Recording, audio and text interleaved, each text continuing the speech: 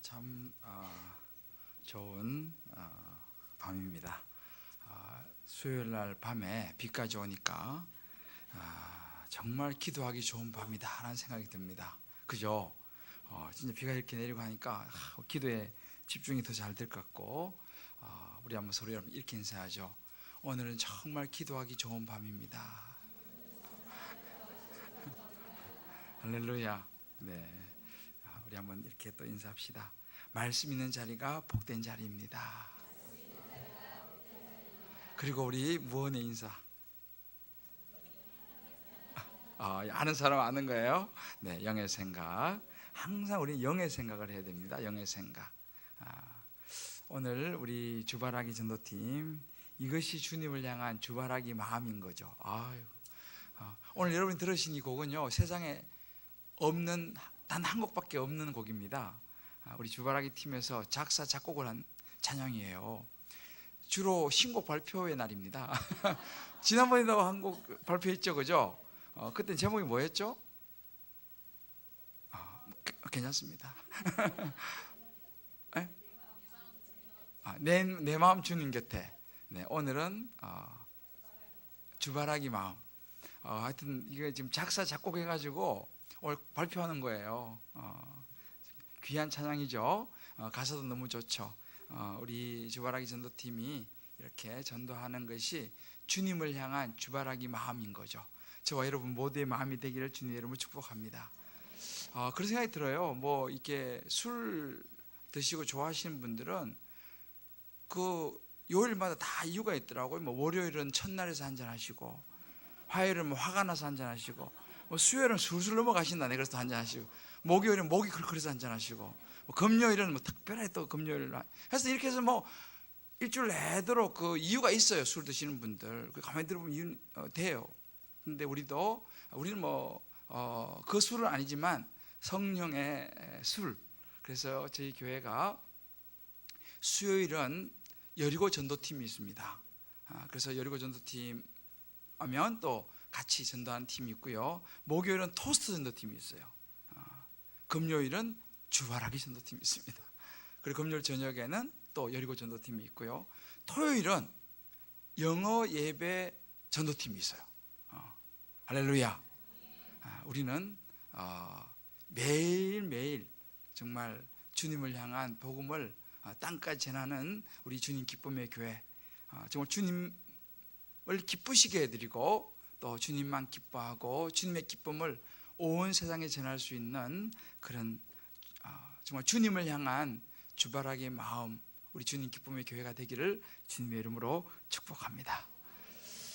오늘 말씀은 이제 예수님께서 지금 우리가 마가복음을 쭉 보고 있는데요, 무엇보다도 예수님께서 제자들을 경계를 시키는 말씀이에요. 세상을 살아가면서 조심해야 될 것이 있다는 것이죠. 그런 부분들을 이제 나누는 그런 부분인데, 오늘 이 말씀 속에는 두 가지 이제 이야기가, 바리새인들과 헤롯의 누룩에 대한 이야기와 또 벳세다의 소경을 고치시는 그 두 가지 이야기가 이제 오늘 우리가 읽었던 이 말씀인데요, 이 말씀 속에서 정말 주님께서 주시는 음성을 이 밤도 저와 여러분이 잘 듣고 정말 주님을 향한 우리의 마음들, 우리의 삶이 될 수 있기를 주님의 이름으로 축복합니다. 마가복음에는 이제 다른 복음서에 없는 부분이 나옵니다. 특별히 그 두 부분이 어디냐면, 이제 마가복음 7장 37절에 나오는 이제 귀머거리에 관련된 그 사건과 오늘 우리가 읽었던 이 본문에 이제 소경이, 벳세다 소경이 눈을 뜨는 이 이야기는 다른 복음서에 나오지 않습니다. 그만큼 예수님께서 오늘 이 본문을 통해서 제자들에게 꼭 주시고자 하시고 제자들이 꼭 알아야 될 말씀을 사실은 주고 있는 그런 본문이라고 우리가 생각할 수 있습니다. 우리가 살아가다 보면요, 본의 아니게 오해를 받기도 하고 오해를 하기도 합니다. 가끔 그럴 때가 있잖아요. 나는 그런 뜻으로 말한 게 아닌데, 난 분명히 이렇게 했는데 저 사람은 그렇게 안 들은 거예요. 다르게 들은 거예요. 그러니까 그 사람이 틀렸냐? 아니요, 그분에게는 그렇게 들린 거죠. 참 이상해요. 분명히 난 그런 뜻으로 한 이야기가 아니었는데. 그러니까 우리가 그래요. 하나님 말씀도요, 듣는 사람들마다 다 다릅니다. 물론 성령께서 우리 각자에게 알맞게 듣게 하시긴 하시지만, 오늘 이 말씀 어찌 보면 그런 부분이에요. 예수님께서 말씀을 누룩에 대해서 말씀을 하시는데, 제자들은 그 이야기를 떡으로 듣는 이야기죠. 서로 이제 이렇게 좀 말씀하신 예수님하고 듣는 제자들하고 이제 이게 포인트가 좀 이제 안 맞는 이제 그런 부분입니다. 이럴 수 있다는 것입니다. 그러니까 성경 말씀이 이렇게 주어지지만 그 성경 말씀을 각자가 자기의 생각으로 들을 수 있다는 거예요. 뭐 나빠서가 아니라 우리가 이제 그런 부분이 우리가 약하고 부족하기 때문에, 또 우리가 또 죄인이기 때문에 이제 그럴 가능성이 있다는 것이죠. 그것 중에 한 부분을 예수님께서 오늘 이 본문을 통해서 우리에게 말씀해 주시는 거예요. 이렇게 너의 생각이 틀릴 수도 있다라는 거예요. 우리는 항상 내가 생각이 맞다고 생각하잖아요. 내가 들은 것이 나는 확신을 하는 거예요. 난 그렇게 들었다는 거지. 분명히 그렇게 말했다는 거예요. 그런데 그것이 틀릴 수 있다. 내가 잘못 들을 수도 있고 내가 잘못 이해할 수도 있다는 것을 예수님께서 오늘 우리에게 말씀해 주고 있어요. 그래서 우리가 항상 말씀을 듣고 또 말씀을 묵상하고 할 때는 하나님 앞에서 우리 마음을 겸허하게 열어놓고 성령이 주시는 음성을 잘 깨닫고 이해하기를 기도하는 마음으로 들어야 될 줄을 믿습니다. 자, 이제 오늘 이 말씀이 이제 그런 부분에 대한 부분이에요. 성경은 정말 아주 자세합니다. 이제 마가복음 6장에는 오병이어의 기적을 이제 말씀하신 부분이 나오죠. 오늘 우리가 이제 누가복음 8장 다 읽지는 않았습니다만 우리가 읽은 그 14절 바로 앞에 보면 칠병이어의 이야기가 나와요. 보리떡 7개와 물고기 2마리를 가지고 이제 많은 사람을 먹이고 4,000명을 먹이고 7강주리가 남는 것을 거두는 이제 그 장면이 나오죠.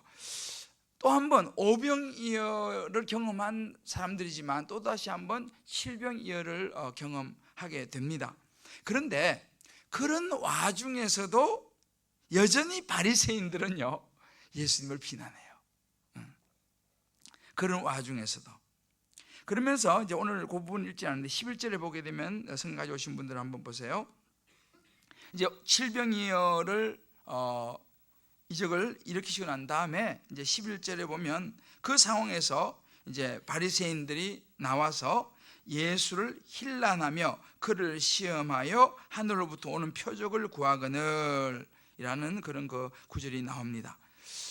그런 이적을 보면서도 바리새인들은 생각이 어떻게 하면 예수님의 꼬투리를 잡을 수 있을까? 어떻게 하면 예수님 뭔가 좀 문제가 있는 걸 찾아낼 수 있을까? 이제 이런 생각을 하고 있죠. 그래서 이제 예수님을 또 이제 이렇게 테스트합니다. 하늘로부터 오는 표적을 보여달라 이렇게 이야기를 하죠. 그러니까 이 바리새인들의 관심은요, 뭐 어떤 이적이나 능력이 아니고 하나님께로부터 온 어떤 권위가 있는 증거를 대라 이거예요. 지금 예수님께서 많은 병자를 고치시고 뭐 정말 죽은 야이로의 그 회당장의 딸도 살리시고 이런 것을 다 보여주었음에도 불구하고 그들은 그들이 원하는 하늘로부터 왔다라고 한 권위를 증명해 달라라고 이제 요구하는 것입니다. 그러니까 이분들은 이미 믿을 생각이 없는 거예요. 믿을 생각이 없기 때문에 자기들이 원하는 믿을 만한 증거를 계속 요구를 하는 것이죠. 사실 이게 참 안타까운 모습이에요.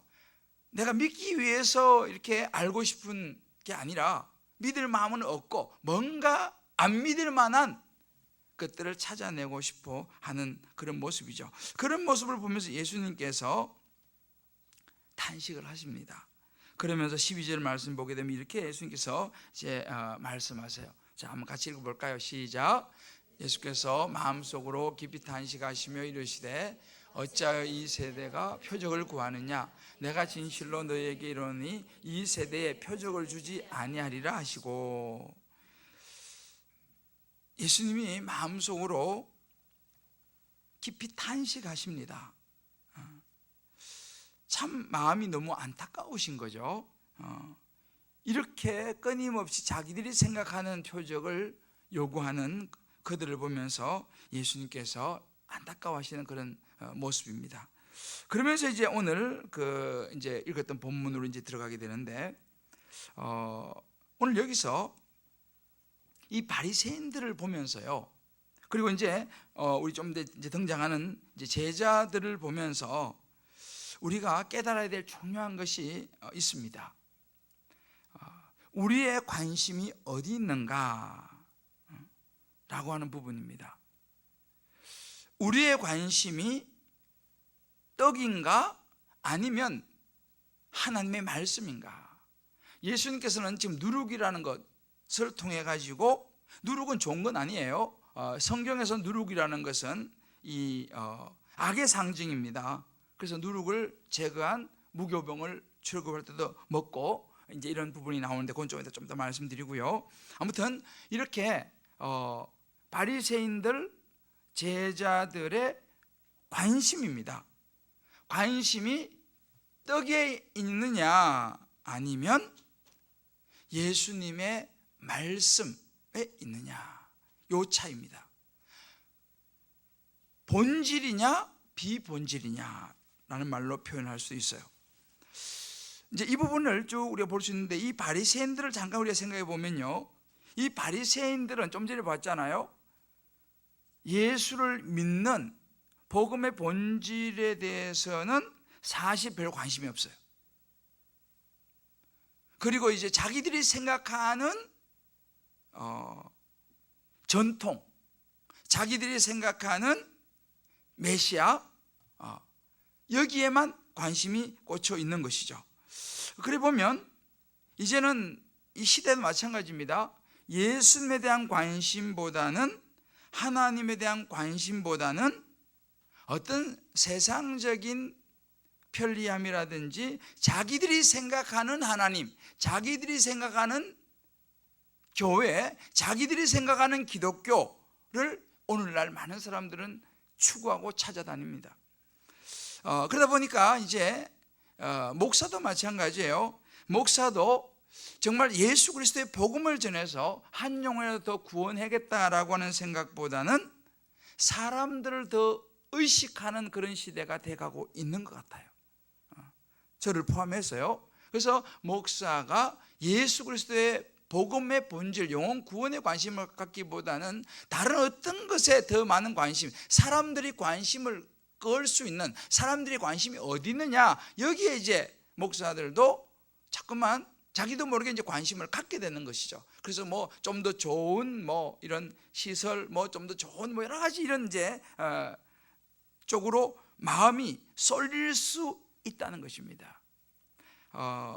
성도들도 마찬가지죠. 성도들도 정말 예수 그리스도의 복음의 본질을 찾아가기보다는 어찌 보면 외형적인 쪽으로 내가 신앙생활하기 편하고 거침이 없고 그냥 하여튼 편리하고, 또 요즘은 교회도 이제는 브랜드화가 됐어요. 교회도 이제 브랜드화가 돼서, 뭐 브랜드가 나쁜 건 아니죠. 나쁜 건 아니지만 좋은 것도 많이 있죠. 그러나 이제는 교회도 어쩜 보면 이제 브랜드화가 돼서 복음의 본질보다는 내가 그래도 이 정도 교회는 다닌다라고 하는 이런 쪽으로 이제 관심들이 쏠려가고 있는 뭐 그런 부분이죠. 그러다 보니까 이제 어떤 분위기냐면 도덕과 윤리 쪽으로 이제 쏠리는 그런 이제 감이 없지 않습니다. 그러다 보니까 이제 교회가 점점 어떻게 되냐면 아주 인간적인 좋은 분위기와 또 좋은 시설과 좋은 어떤 외양과 브랜드와 이런 부분들, 뭐 그 자체가 나쁜 건 아닙니다만은, 중요한 것은 그것도 다 필요하고 좋지만 가장 핵심이, 본질은 그게 아닌데 그것이 마치 본질처럼 여겨지는 시대가 되고 있다라는 것이죠.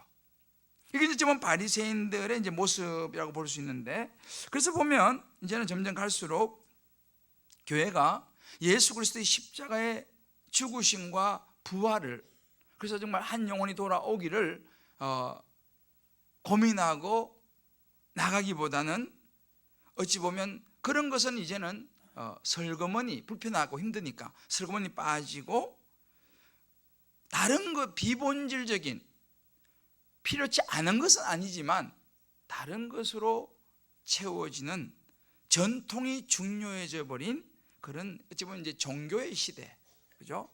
여러분, 종교가 참 좋은 거지만 여러분, 종교와 신앙은 엄밀하게 말하면, 종교는 여러 가지 종류의 종교가 다 있어요.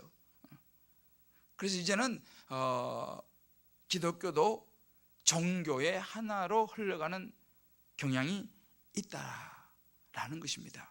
그러니까 이런 바리새인들, 이제 우리 좀 더 보겠습니다. 제자들의 모습을 보면서 예수님께서 이런 말씀을 하시는 거예요. 지금 오늘 본문을 통해서요.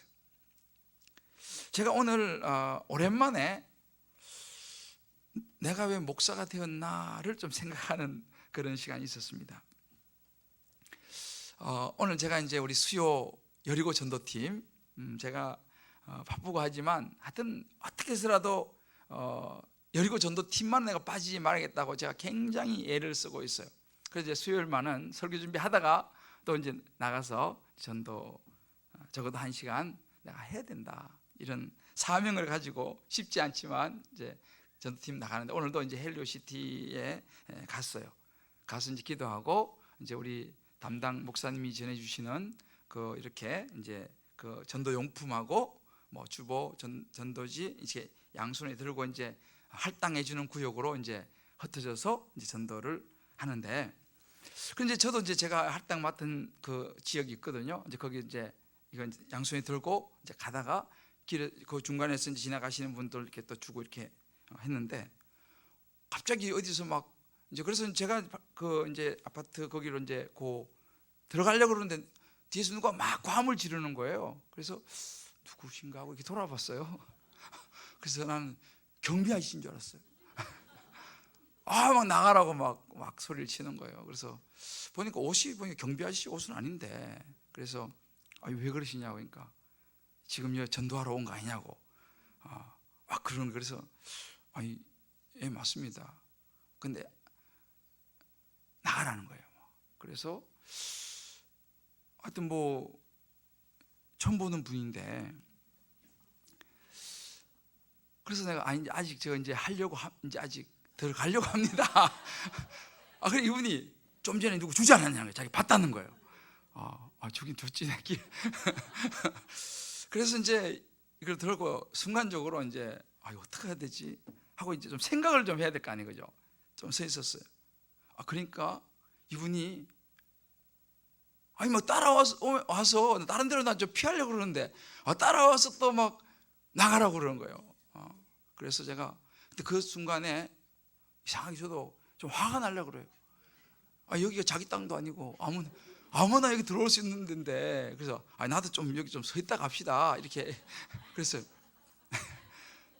여기 누구나 여기 들어와서 서 있을 수 있지 않냐고, 그러니까 그래서 내가 이렇게 이제 그러니까 막 그러다 고함을 치는, 그래서 내가 이렇게 좀 솔직히 좀 화가 좀 나기도 하고, 여기 자기 땅도 아닌데, 그래서 혹시 경비 아저씨는 아니죠? 그러니까 아니래요, 자기.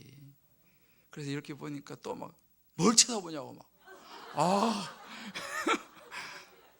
그래가지고 그러니까 이거 뭐 이럴 수도 없고 저럴 수도 없고 그냥 거기서 그냥 뭘 쳐다보냐고 막 몇 번이나 막 당하고, 빨리 나가라고 막 그래가지고 핸드폰 좀 보고 갑시다. 안 돼, 빨리 가라. 그래 이제 할 수 없이 가는데 막 뒤에서 계속 보면서 이제 쫓아오는 것 같아. 뜨거웠지만 안 돌아봤습니다. 그리고 이제 그분이 안 보일 정도로 멀리 떨어져서 가서 이제 다른 이제 가서 전도를 이제 했는데, 그래가 이걸 이제 이렇게 뭐 사람들은 이제 많이 없지만 이제 아파트 동에 이제 티슈도 이렇게 주고 이렇게 쭉 이제 29층인가부터 쭉 내려오면서 이렇게 내가 했어요. 하면서 그런 생각이 드는 거예요. 내가 마음이 좀 안 좋죠. 하도 당해가지고. 근데 그날따라 또 우리 박 목사가 엄청 많이 줬어. 기분도 안 좋은데 빨리 하고 나 가고 싶은데 왜 이렇게 많이 준 거야. 이게 끝이 안 나네. 그래가지고 이제 이렇게 하면서 이제 내려오면서 제가 이제 생각을 해봤어요.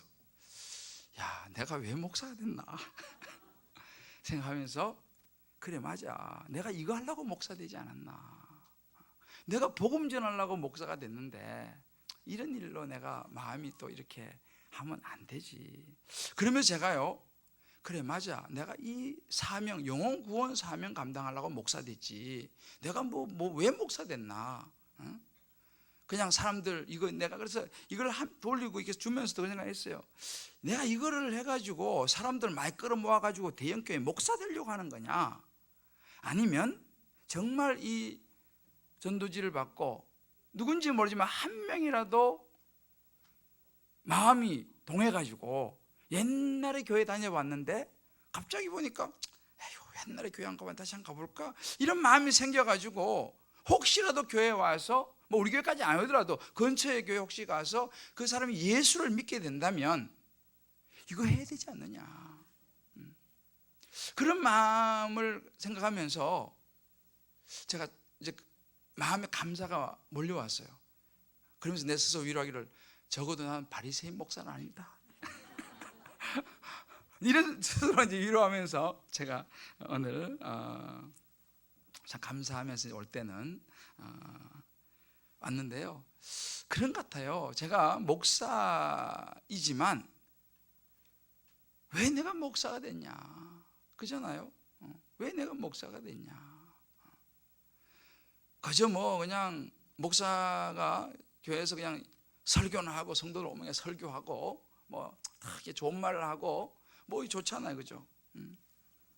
근데 어떻게 보면 그렇게만 이제 목사가 물론 하고 싶어도 못하지 못하는 목사님들도 계시겠지만, 제가 이제 일주일에 1시간이라도 계속 전도의 자를 안 놓치고 같이 가가지고 또 때는 욕도 얻어먹고 하여튼 하면서 뭘 쳐다보냐고 오랜만에 신선한 단어를 들었어요.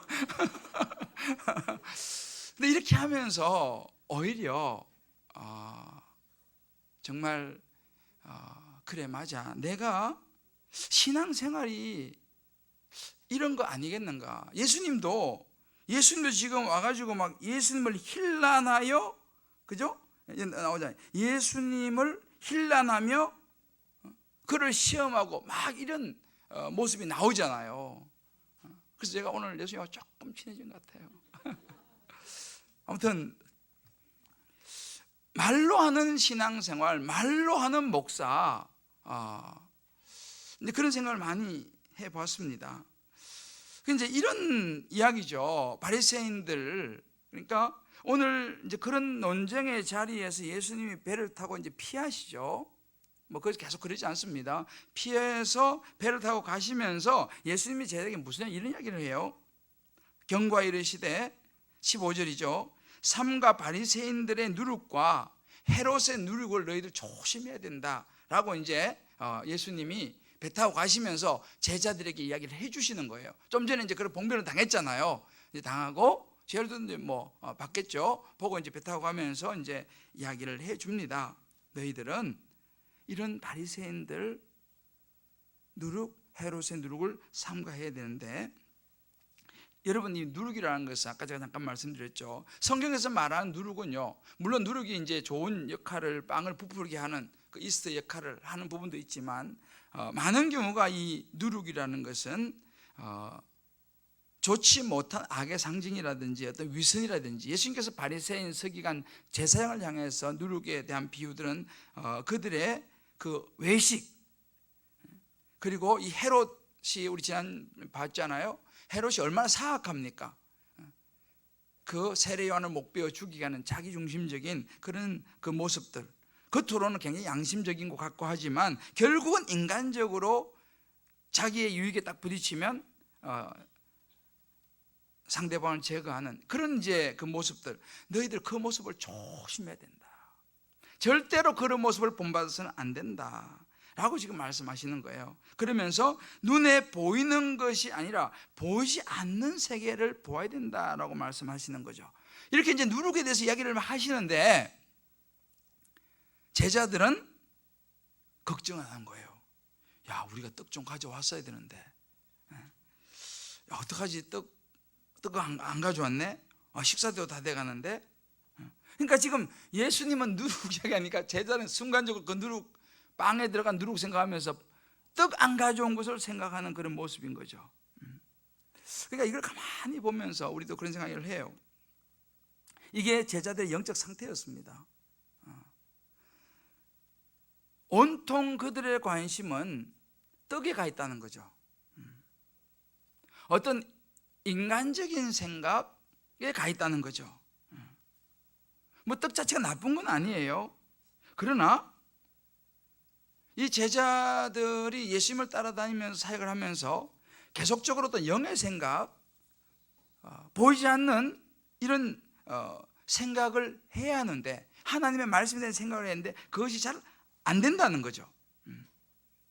그래서 이렇게 되면 이제 어떤 현상이 나타나냐면요, 17절에 보면 이렇게 예수님께서 말씀하십니다. 예수께서 아시고 이제 이 제자들이 막 떡도 안 가져오고 우리 뭐 점심 식사 어떻게 하지 뭐 이런 이제 이야기를 하는 걸 아시고 예수님께서 이렇게 말씀하세요. 너희가 어찌하여 떡이 없으므로 수군거리느냐. 아직도 알지 못하고 깨닫지 못하냐. 너희 마음이 이렇게 둔하냐. 예수님의 안타까운 마음이 그대로 들어있습니다. 이 수군거린다는 거예요. 자기에게 떡 어떡하지 뭐 이렇게.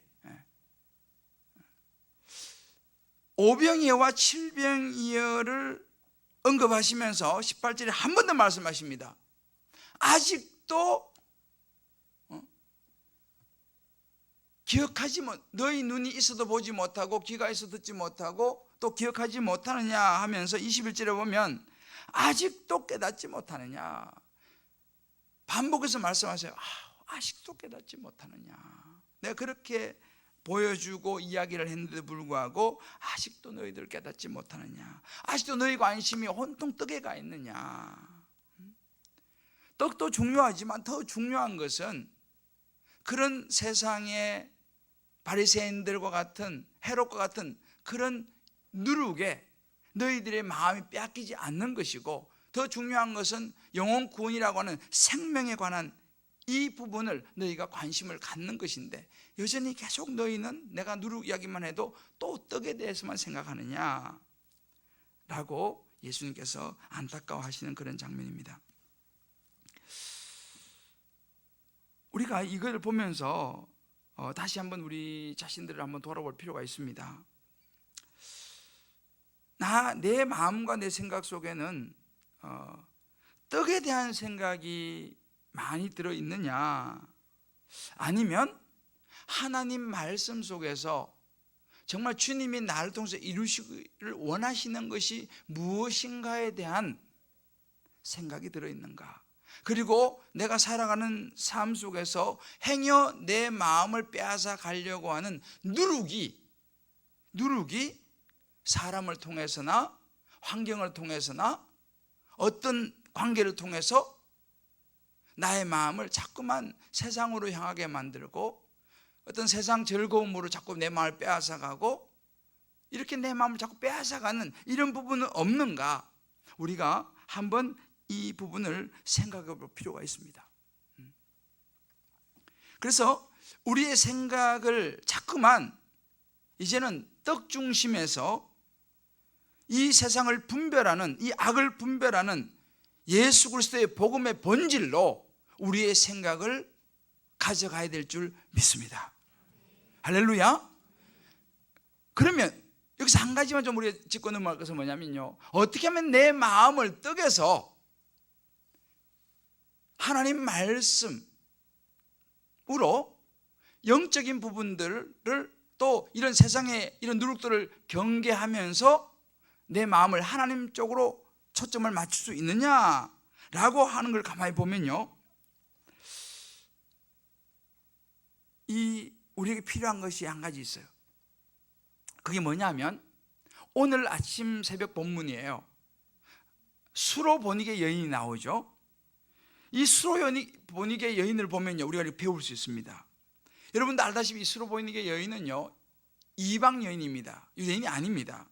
그런데 예수님께 와서 자기 딸에게서 귀신을 쫓아주기를 예수님께 간구하죠. 그때 예수님께서 뭐라고 얘기합니까? 내 자식에게 줄 떡을 갖다가 개에게 주겠느냐? 이렇게 말씀하십니다.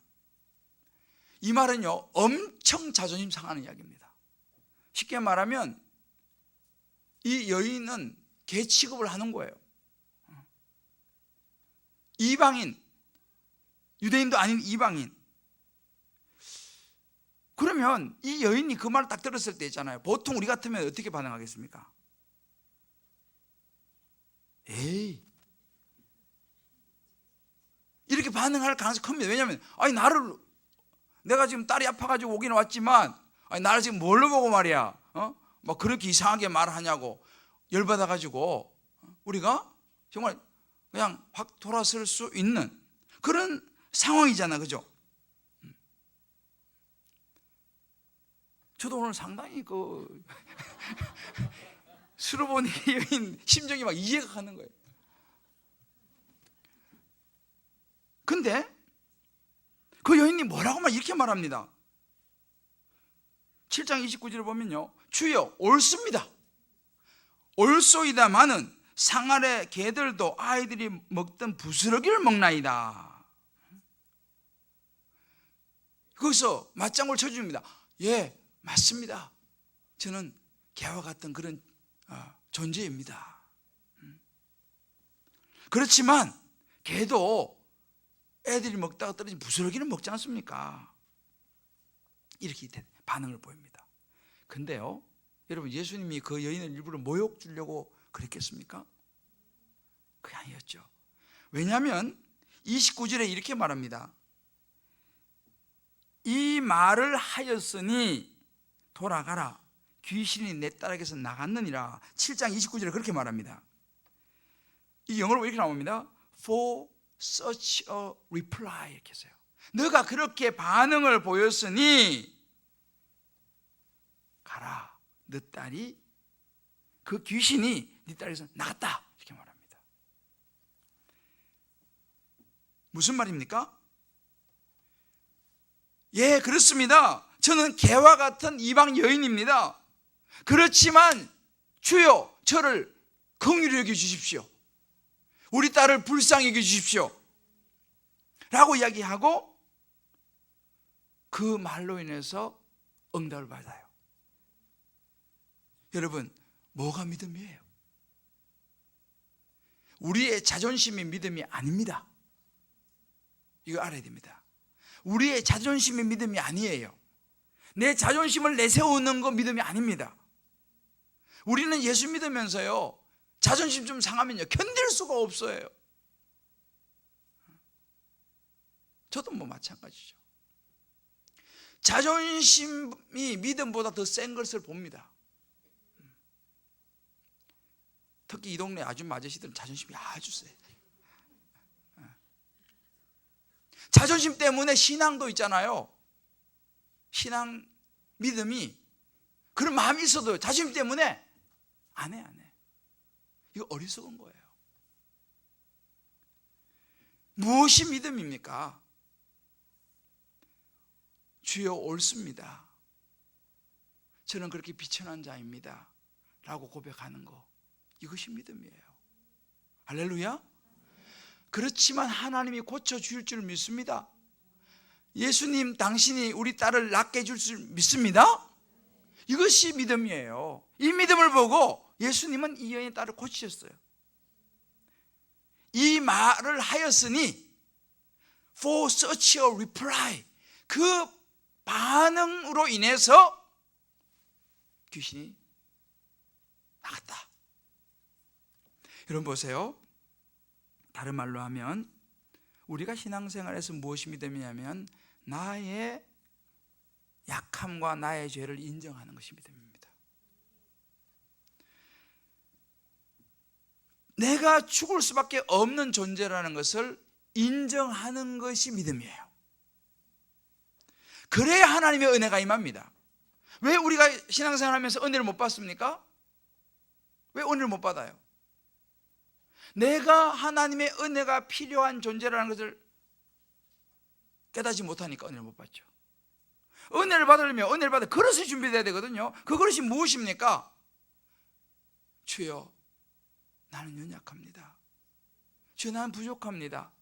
주여, 나는 죄인입니다. 나를 이 죄에서 구원하여 주십시오.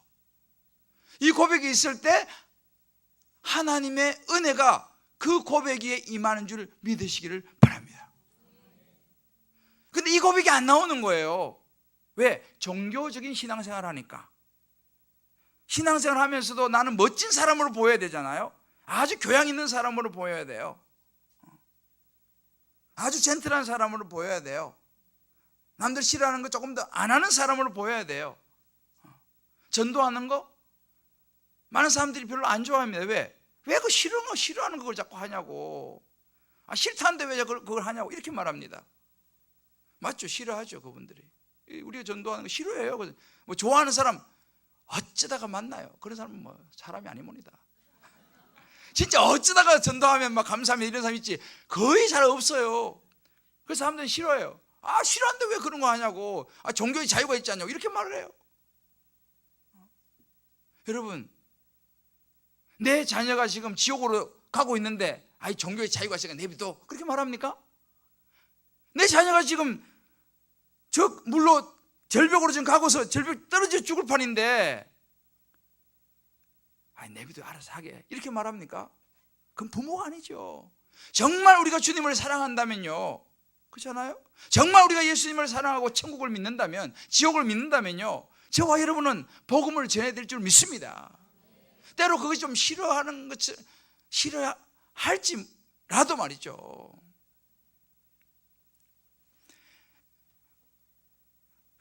바리새인 서기관들의 문제가 뭡니까? 여러 가지 문제가 있지만요, 딱 한 가지예요. 바리새인 서기관들은요, 자기 자신의 죄인됨과 자기 자신의 약함을 보지 못합니다. 이 사람들은 결정적으로 이거예요. 바리새인 서기관들은요, 항상 예수님에게 무슨 문제를 찾을까 쫓아다니면서 이 전통을 가지고 안식일에 일을 하느냐 안 하느냐, 손을 씻고 밥을 먹느냐 안 먹느냐, 안식일 병자를 고치나 안 고치나, 이게 이제 전통이죠. 이 전통을 가지고 날마다 예수님의 문제만 찾으러 다니는 거예요. 그러니까 이 사람들은 성경을 많이 하는 성경 박사들입니다. 성경 교수의 신학 교수예요, 이 사람들은요. 근데 뭐가 문제입니까?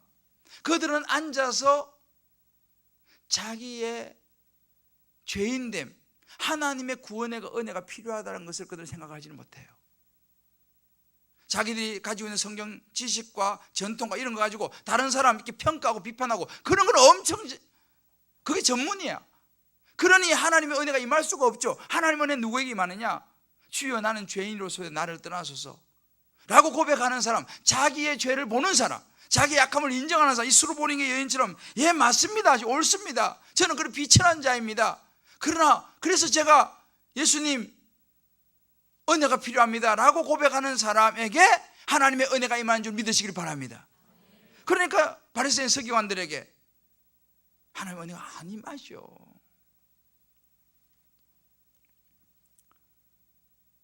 저와 여러분 모두가 내 안에, 오늘 우리 김슬희 집사님도 그런 고백했잖아요.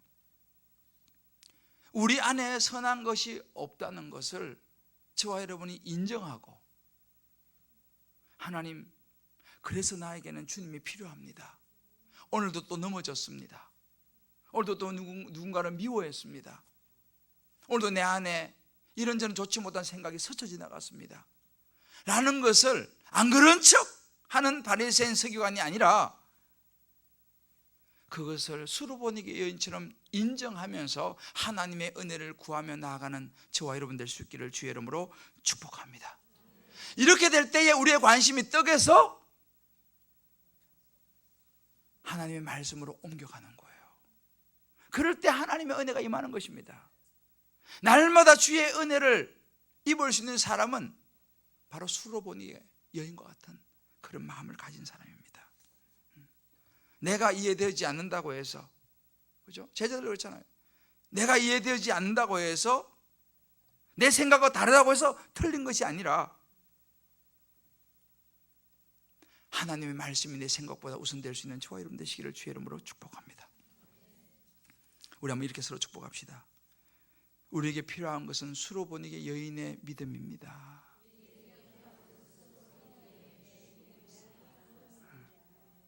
할렐루야. 그럴 때 하나님의 은혜가 임하는 거예요. 두 번째 우리가 생각할 수 있는 것은 뭐냐면 오늘 여기 나오는 이 소경에 대한 이야기입니다. 이 예수님께서 이제 벳세다로 가십니다. 벳세다에 가니까 예수님이 손대시기를 바라는 한 맹인을 사람들이 데려옵니다. 그런데 여기서 보면 예수님께서요, 이제 이 병자들 고치는데 다 달라요. 어떤 사람은 그냥 말씀으로만 고쳐요. 어떤 사람은 진흙을 바르기도 하고, 때로는 침을 바르기도 하고, 때로는 손을 잡아서 일어나라, 달리다굼 이렇게 선포하시기도 하시고, 이렇게 이제 다 병자를 고치는 게 다 다릅니다. 그런데 오늘 이 벳세다의 이 소경은요, 예수님께서 이제 안수해서 이제 고치는 장면이 나오죠. 이제 침을 바르고 이제 안수하는데 무슨 일입니까? 첫 번 안수를 했는데 눈을 떴어요, 못 떴어요? 아까 읽은 거 잊어버렸죠? 자, 봅시다. 23절입니다. 같이 읽어보죠. 시작. 예수께서 맹인의 손을 붙잡으시고 마을 밖으로 데리고 나가사 눈에 침을 뱉으시며 그에게 안수하시고 무엇이 보이느냐 물으시니 쳐다보며 이르되 사람들이 보이나이다. 나무 같은 것들이 걸어가는 것을 보나이다 하거늘. 자, 보세요. 일단 안수를 했는데 눈을 확 떠가지고 이야 잘 보입니다 라고 한 거예요. 사람이 보이긴 하는데 나무 같은 것처럼 걸어가는, 이렇게 보입니다 라고 얘기합니까? 그죠? 이 말은 확실히 눈을 뜨지 못했다는 거예요. 예수님의 안수가 실패했어요. 그죠? 예수님 안수하셨는데 완전히 눈을 뜨지를 못했어요. 예수님께서 왜 그랬을까요? 죽은 야이로의 딸도 살리는 예수님께서 그 한 방에 그냥 어우 잘 보입니다 이렇게 만들지 않고 어른어른 그릴 정도로 보게 하셨어요. 그리고 두 번째 또 안수하십니다. 두 번째 또 안수해요?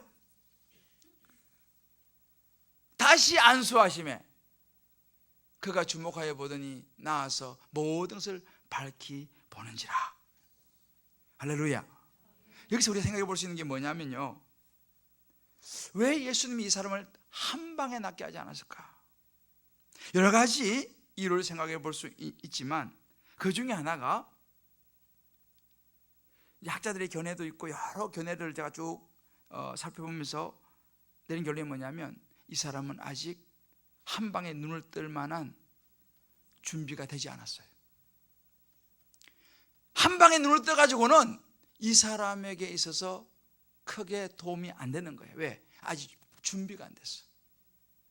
여러분, 기도 응답을 받을 만한 준비가 안 된 사람한테 기도 응답이 한 방에 임하면요, 그건 그 사람에게 크게 도움이 안 돼요.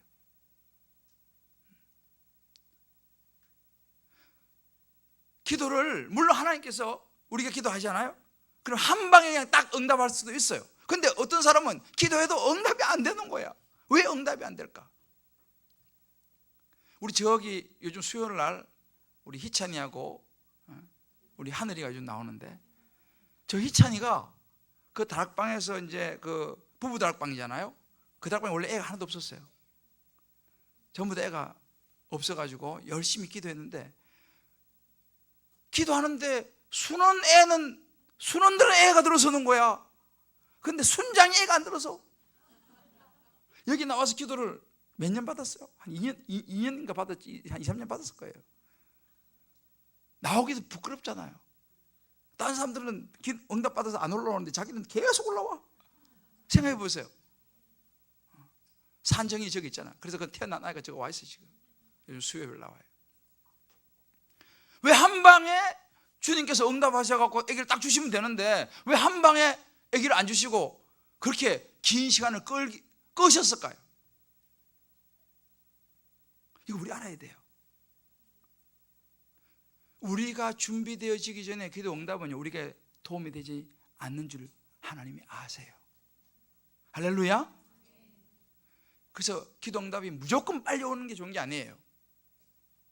하나님 보시기에 가장 좋은 때 기도 응답이 오는 것이 축복인 줄을 믿습니다. 오늘 이 말씀이 그걸 우리 가르쳐주는 거죠. 눈을 뜰 준비가 안 된 거예요, 이 사람은요. 그러니까 한 번 더 안수하는 거예요. 그래서 여러분들이요, 우리 기도도 받고 할 때, 기도 받는데 나는 왜, 저 사람은 났는데 나는 왜 안 났지? 여러분, 그럴 때 너무 실망하지 마세요. 하나님의 때가 있는 줄 믿습니다. 어찌 보면 그 사람들 더 아끼는지도 몰라요. 왜? 하나님이 뜸들이는 거예요.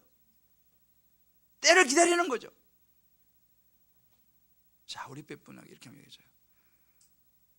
하나님이 뜸을 들이고 계시는 것 같습니다. 할렐루야. 한 방에 되면 얼마나 좋겠어요. 혈루 여인이 12년을 허송세월을 한 거 아니에요. 그리고 12년 때 예수님 찾아왔지 않습니까? 그리고 오늘 혈루병이 나으면서 영혼도 같이 구원받으면서 놀라운 하나님의 쓰임 받잖아요. 저와 여러분이 하나님의 때를 기다려야 될 줄 믿습니다. 그리고 중요한 것은 뭐냐면요, 포기하면 안 돼요. 예수님도 지금 한 번 안수하시고 또 안수하시는데, 나도 이거 묵상하면서 엄청 힘을 얻었어요.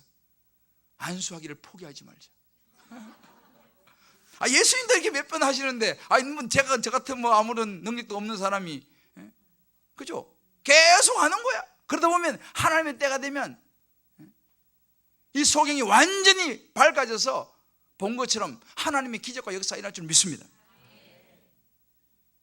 우리가 여러분 기도하시다가 너무 빨리 실망하지 마세요. 너무 빨리 포기하지 마세요. 저는요, 우리 누님을 전도하기 위해서, 물론 우리 누님이 어릴 땐 저와 같이 교회 다녔어요.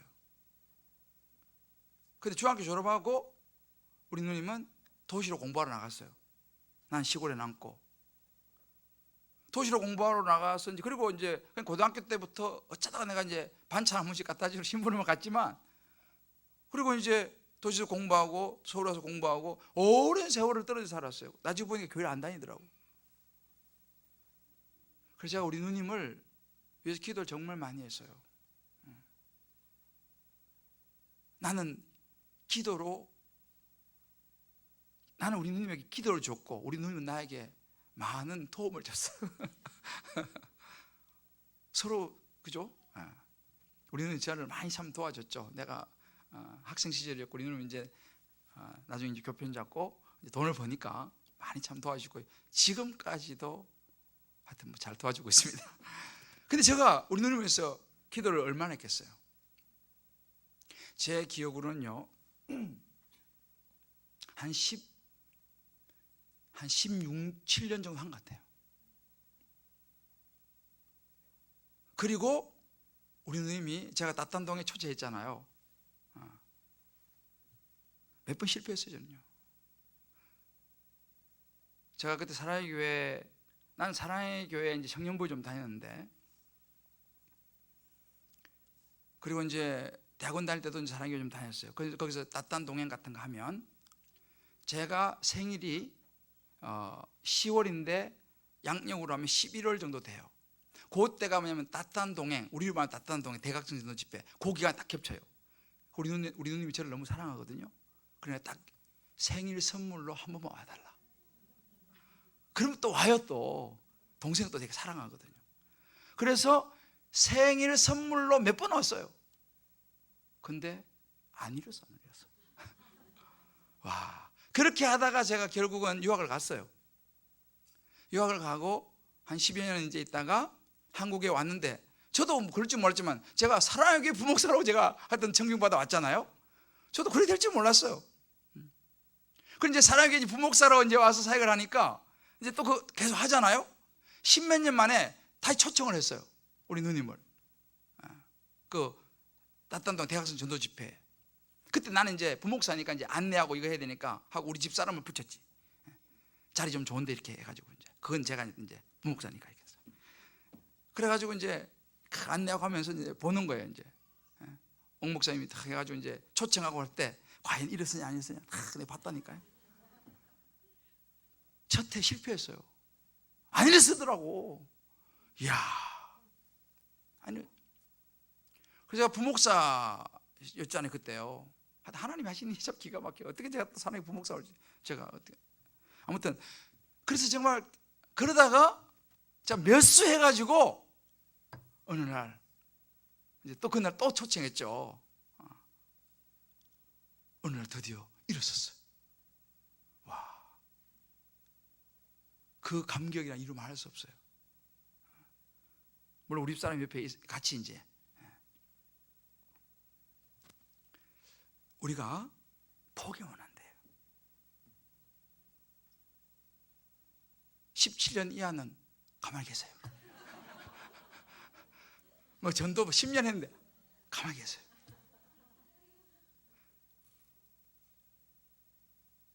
(20년은) 좀 내 봐드릴게. 근데 여러분 아니요, 30년이든 40년 50년이 되든요, 저와 여러분 우리가 드리는 기도를 포기하지 않게 되기를 주의 이름으로 축복합니다. 할렐루야. 끝까지 안 들어주시면 거긴 하나님 무슨 뜻이 있는 거예요. 그러나 하나님은요, 우리가 드리는 선한 기도, 하나님 뜻에 합당한 기도를 왜 안 들어주시겠습니까? 어떤 기도 제목이라도 쉽게 포기하지 맙시다. 할렐루야. 자, 옆에 분에 이렇게 한번 축복해줘요. 우리 절대로 쉽게 기도를 포기하지 맙시다.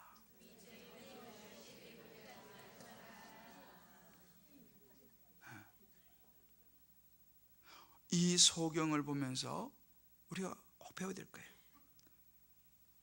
그리고 마지막 한 가지, 25절 26절 보게 되면 이제 이 소경이 나섰어요. 밝히 보게 되잖아요. 그러니까 26절에 보면 예수님께서 그 사람을 집으로 보내는 거예요. 이르시되 마을로 들어가지 말고 너 집으로 가라 이렇게 말해요. 아니 왜 마을로 안 가고 집으로 가라고 했을까요? 이것도 사실은요, 성경은요 참 구절구절 속에 그 놀라운 의미가 담겨 있어요. 물론 여러 가지 이유가 있겠지만은 그 중에 중요한 이유는요, 당시 베세다는요 상당히 영적으로 완고한 사람들이 있었어요. 베세다 그 마을, 그 지역 자체가 그랬어요. 그러니까 그 마을에는 예수님을 대적하고 복음을 대적하고 이런 완고한 사람이 많이 있었기 때문에 이 사람이 지금 눈을 떴잖아요. 눈을 떴는데 그 마을로 들어가면 사람들이 이 사람을 가만히 놔두겠어요? 예수님도 그렇게 공격하는데 이 사람을 가만 놔두기가 쉽지 않을 거란 말이죠. 그래서 너 일단 마을로 가지 말고 아직까지 너가 시간이 필요하다. 너가 아직 믿음이 견고해질 시간이 필요하다. 아직 너와 나하고 교제하면서 너가 믿음을 견고할 시간이 필요하다고 말씀하시면 너 집에 가라 그래요. 집에. 마을로 가지 말고 집에 가라. 일단 집에 가서 너 시간이 좀 필요하다라는 거예요. 제가 이 말씀을 묵상하면서 그렇게 한번 적용해 봤어요. 우리가요 예수를 믿잖아요. 그리고 우리가 이제 말씀을 듣지 않습니까? 주님을 만나죠. 그럴 때 아직 우리 약해요. 우리가 이제 막 예수 믿고 내가 이제 좀 이렇게 신앙생활을 하려고 그러는데 아직은 약해요. 그래서 우리는요, 아기들은요 보호를 받아야 돼요. 신앙생활도요, 신앙생활을 시작하신 지 얼마 안 되신 이런 분들은요 보호를 받아야 돼요. 또 신앙생활 좀 오래 한 분들도 마찬가지지만 분별이 약하거든요. 그래서 사실은요, 오해하지 말고 들으세요. 하나님 말씀을 들을 때에 이 말씀 저 말씀을 막 들으면요 조금 위험해요. 헷갈릴 수가 있어요. 물론 요즘 이제 매스컴에 뭐 얼마나 요즘 많이 나옵니까? 그죠? 유명한 분들 많이 나오고 다 좋아요. 뭐 여러분들 많이 듣는 건 저는 좋게 생각합니다. 저도 가끔 들으니까. 그러나 아직까지 내가 말씀으로 잘 훈련되어져서 분별력이 생기기 전에 이 말씀 저 말씀을 자꾸 들으면요 오히려 신앙이 헷갈릴 수 있어요. 이 목사들이 요즘은 이제 분위기도 다르지만 목사들의 약점이 뭐냐면요, 목사들이 가지고 있는 병이 몇 가지 있는데 그 중에 하나가 뭐냐면 세미나병이에요. 세미나병. 요즘은 이제 조금 좀 분위기가 좀 달라지는데 신학생들 때도 마찬가지고 하여튼 세미나가 있다는 세미나는 다 쫓아다녀요. 그래서 목사님 어디 한번 갔다 오시면 교회가 정책이 달라져. 이 산이 아닌 게 비어 일로 가는 거예요. 또 그러다 또 몇 년 하다 또 목사님 또 어디 또 세미나 갔다 오시면 또 방에 또 털어지는 거예요. 물론 뭐 좋은 건 자꾸 배워 와야 됩니다만은 성도들도 마찬가지예요. 요즘은 이제 부흥회 같은 게 좀 이제 별로 없지만 부흥회만 쫓아다니는 분들도 가끔 있어요. 매일 어느 기도인 또 갔다가 또 그분이 어디 갔다 오면 또 그걸로 또 따라가서 또 그것도 부흥회 또 따라갔다가 늘 부흥회파가 있어요. 물론 뭐 말씀을 사모하는 건 좋아요. 은혜 받는 좋죠. 그런데요, 자칫하면 그렇게 건강하지 못할 수도 있어요. 우리의 신앙이 견고해질 때까지는요 자꾸 마을로 나가면 안 돼요. 집에 머물러서 양육을 받아야 돼요. 교회에서 여러분들이 기본적으로 다락방 집이에요. 가서 거기서 보호를 받아야 돼요. 성대반이나 제자훈련이나 사역훈련을 받으면서 그 안에서 여러분 믿음을 먼저 견고하게 키워야 됩니다. 그리고 나서 마을로 가셔야 돼. 우리가 신앙이 조심을 해야 됩니다.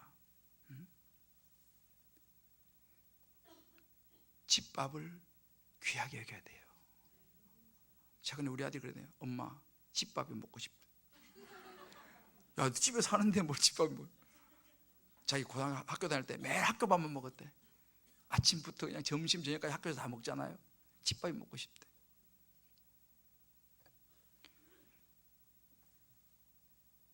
자, 우리 에게 축복합시다. 뭐니 해도 집밥이 최고입니다. 물론 집밥을 너무 좋아하면 엄마들이 힘들어요. 그죠? 엄마들이 힘들어. 그래도 엄마의 기쁨이죠. 순장님들과 함께 다락방에 나누는 것이 너무 귀하고요. 이렇게 수협에서 나와서 같이 말씀드리는 귀하고요. 양육을 받으시고 내가 먼저 견고히 서진 다음에 이제 사람들도 만나서 이야기도 듣고 이렇게 되는데, 내 신앙이 견고하기도 전에 이 사람 이야기 듣고 저 사람 이야기 듣고 또 저 가서 뭐 또 하고 막 마실 다니고 이러면요 헷갈려요. 예수님 말씀하시잖아요. 너 아직 너는 마을로 갈 수준이 아니야. 집으로 가, 집으로. 오늘 말씀하시잖아요. 할렐루야. 성경에서요 우리 삶에 정말 필요한 말씀들 주세요. 사랑하는 성도 여러분, 오늘 밤에 우리가 이 말씀 속에서 다시 우리 자신의 모습을 한번 돌아봤으면 좋겠어요. 내가 너무 떡에만, 나도 모르게 저도 떡에 관심이 많아요. 그러나 경계해야 됩니다. 내 마음이 항상 떡으로만 달려가는지 않는지 그를 경계해야 돼요. 그리고 하나님 말씀에 귀를 기울이고 또 내 삶 속에서 자꾸 누룩이 있잖아요. 환경을 통해서, 사람을 통해서, 관계를 통해서 자꾸만 우리 마음을 세상으로 약간 자꾸 이렇게 향하게 만드는 이런 누룩을 우리는 조심해야 돼요.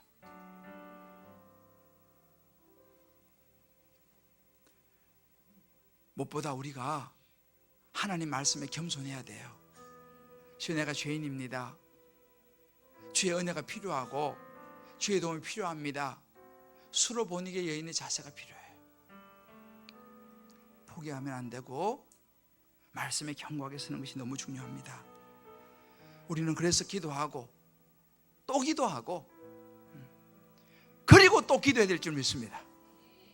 견고해지는 것이 말씀 붙잡고 기도하는 거예요. 제가 그랬잖아요. 아까 저 오늘 비가 오는 걸 보면서요, 야, 오늘은 정말 기도하기 좋은 밤이다. 그죠? 이 은혜 촛불이 지하네, 지하. 그죠? 주님께 집중하기 참 좋은 장소예요. 오늘은 정말 하나님 앞에 주어진 시간 동안 수로 보니게 여인처럼 같이 기도하며 나갔으면 좋겠습니다. 여러분, 이런저런 기도 제목도 있으실 것이고 오늘도 말씀을 또 생각하면서 한번 기도했으면 좋겠는데, 주님의 얼굴을 바라보는 것이 너무 중요해요. 그래서 오늘은 마음이 지쳐서 기도할 수 없고 이 찬양 한번 우리가 좀 부르고 정말 한번 같이 기도하면서 나갔으면 좋겠습니다.